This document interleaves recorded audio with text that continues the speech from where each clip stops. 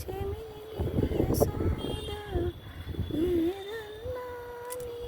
నోరు చూపమన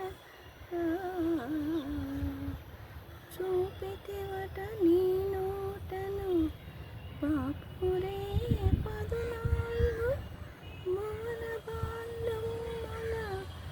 ఆరూపముగలిన యశోదకు తాపమున సించి జన్మధన్యతగాంచని జయ కృష్ణ ముకుంద మురళి